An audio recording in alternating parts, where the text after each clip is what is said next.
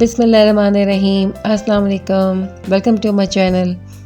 Share करने जा रही हूँ आपसे मज़ेदार मीठी सी रेसिपी कैरेमल खीर की, जिसके बेसिक इंग्रेडिएंट्स वही हैं जो कि आम खीर में इस्तेमाल होते हैं और हर घर में ही मौजूद होते हैं, लेकिन बिल्कुल टेस्ट में मुख्तलिफ होती है। मगर उससे पहले मेरे चैनल को लाइक कीजिए, सब्सक्राइब कीजिए और इस बेल आइकन के बटन को ज़रूर प्रेस कीजिए ताकि मेरी हर आने वाली रेसिपी आपको मिल सके।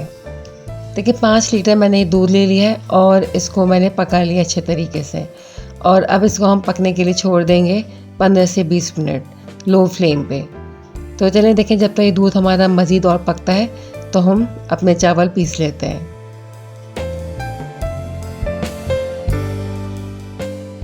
देखिए 2 कप इस तरह से मैंने ये चावल लिए हैं बासमती, और ये खीर का चावल है जो कि आम तौर से खीर पकाने के लिए हम इस्तेमाल करते हैं, नहीं टूटा चावल है। तो चूँकि हमें चावल ब्लेंड ही करना है, पीसना है, तो ये चावल बेस्ट है खीर के लिए। देखिए मैंने ब्लेंडर जग में सब चावल डाल दिए और इसको मैं अब अच्छी तरह से ब्लेंड कर लूँगी, यानी इसको हम पीस लेंगे।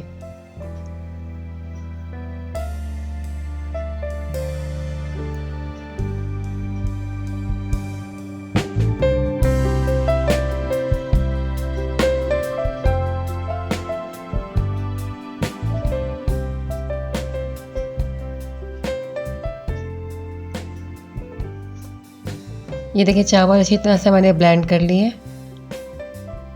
ये देखिए बिल्कुल मैंने इसका दरदरा सा अच्छी तरह पेस्ट सा बना लिया है। 20 से 25 मिनट हो चुके हैं दूध को पकते हुए, और अब मैं ये चावल शामिल करती जाऊंगी और चम्मच चलाती जाऊंगी। चम्मच मुस्तकिल चलाते रहना है क्योंकि इसमें चावल के लम्स ना पड़ जाए, तो चमचा हम चलाते रहेंगे। 6 से 7 मैंने छोटी इलायची पीस ली अच्छी तरीके से, और वो भी हम इसमें शामिल कर देंगे। चमचा चलाते रहेंगे जब तक इसमें उबाल नहीं आ जाता। देखिए इसमें उबाल आना शुरू हो गया है खीर में। ये देखिए अच्छी तरह से उबाल आ चुका है इसमें, तो इसको मैं अब ढक दूंगी और आधे घंटे के लिए इसको पकने के लिए छोड़ देंगे। देखिए आधा घंटा हो चुका है और ये खीर देखिए हमारी गाढ़ी हो चुकी है।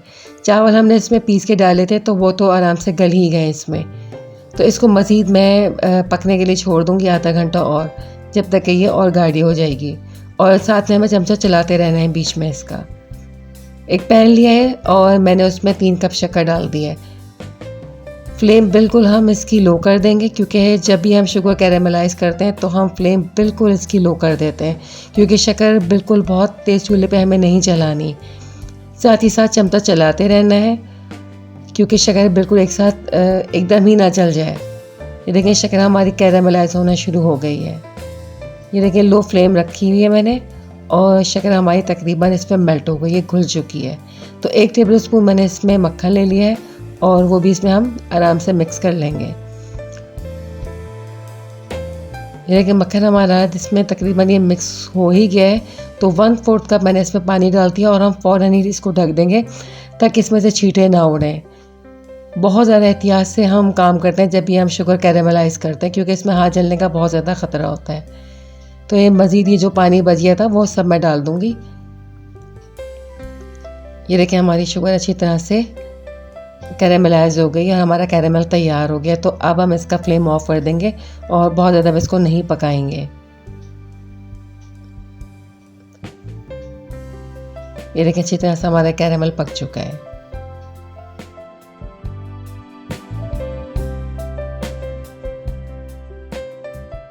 तो चलते हैं अब खीर की तरफ। ये देखिए 1 घंटा हो चुका है, खीर हमारी अच्छी मज़ीद और गाढ़ी हो चुकी है। तो इसमें मैं 3 कप शुगर डाल दूंगी। मीठा आप अपने हिसाब से कम या ज़्यादा कर सकते हैं। अब जो कैरेमल हमने तैयार किया था तो वो खीर में मैं अब इस तरह से इसको मिक्स करती जाऊंगी। यानी 1 घंटे में हमारी खीर बहुत अच्छी ये तैयार हो चुकी है। तो आहिस्ता आहिस्ता हम ये कैरेमल डालते जाएंगे और चमचा भी चलाते जाएंगे। 5 मिनट मज़ीद इसको मैं पकाऊंगी और उसके बाद हमारी खीर बहुत बेहतरीन से तैयार हो जाएगी।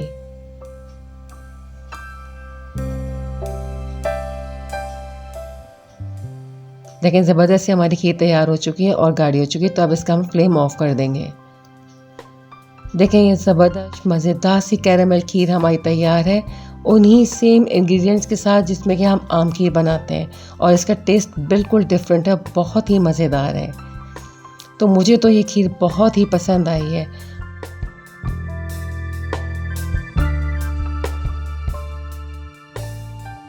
और मुझे पसंद है ठंडी खीर, तो मैंने इसको फ्रिज में चिल करके खाई है। तो देखें हमारी खीर कितनी ज़बरदस्ती तैयार हो चुकी है।